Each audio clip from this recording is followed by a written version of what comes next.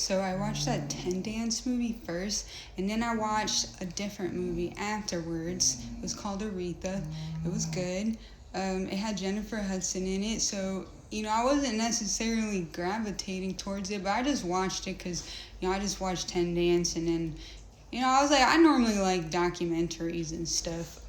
But so the movie was alright. Like, it was good because it was about her life, but I didn't like their acting. Like, none of it was really like.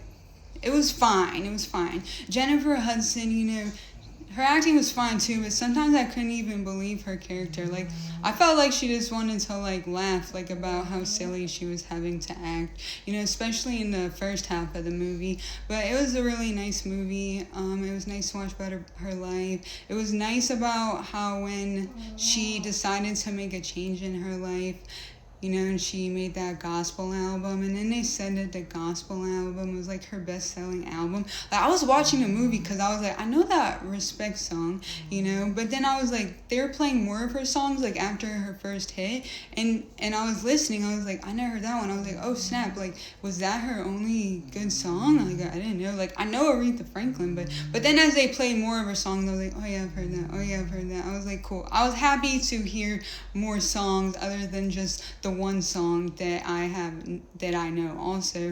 But it was a good movie, and then it was good because I like documentaries. I wasn't saying it was top tier movie. Like, if it was about another person, it probably would not be that great of a movie. But so she made her little gospel album, and then apparently, like I said, it was her best-selling album, which is so beautiful. And then after that, like, it's just so amazing because like after that, like, like her success just went on for like so long. It wasn't like, a couple hits, 5 years, whatever. Like, her career span is so long. So I thought that was really beautiful that like God did that for her.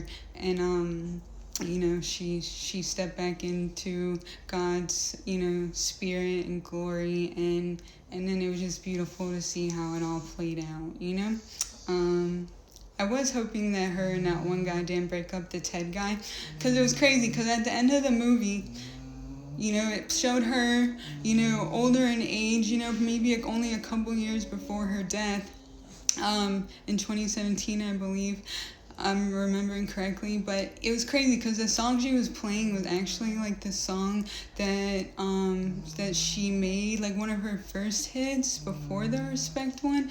That was not about him, but I think that he wanted something to be about him, like just for a woman to really love him.